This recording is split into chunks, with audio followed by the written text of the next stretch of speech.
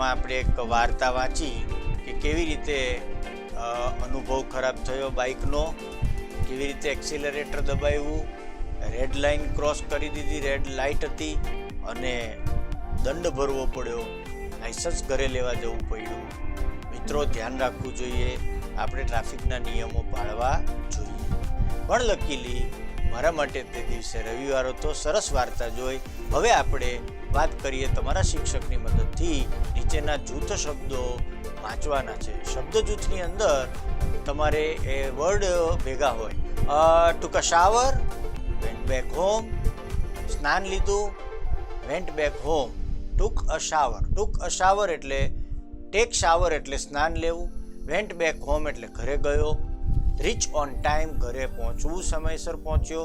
Pad the fine દંડ ચૂક્યો. Fail to stop break ન મારી શક્યો. Cup of T.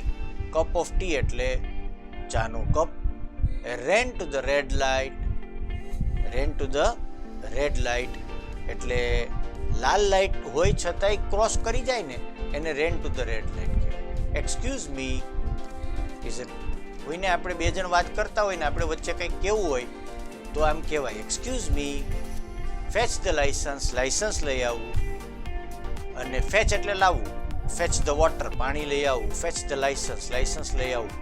લાઈક હેલ ગાંડાની જેમ ચલાવી બાઈક જેમ. લાઈક હેલ. આપેલ શબ્દોને મળતા આવતા શબ્દોને જોડીને જોડીમાં લખો. Noise.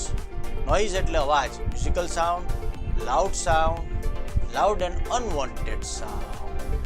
So loud and unwanted sound is the right answer. Noise એટલે musical sound નહીં. Loud and unwanted sound. મોટો અવાજ અને ન ગમે તેવો અવાજ. Whispered. Spoke softly and talked softly. Talked slowly.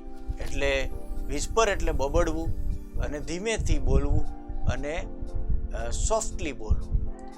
Approached, came very close and called, asked. Approach એટલે ની પાસે આવવું. came very close. Whispered એટલે spoke softly, ધીમેથી બબડવું. એ ભાઈ એમ જે આપણે બોલીએ એને whisper કર્યું કે બબડવું. અહીંયા આવ. It is called whispered. Approach એટલે ની પાસે જવું. came very closer. Fetch એટલે લઈ આવવું. give it, bring it and collect it. fetch એટલે લઈ આવવું. ફાઇન એટલે દંડ.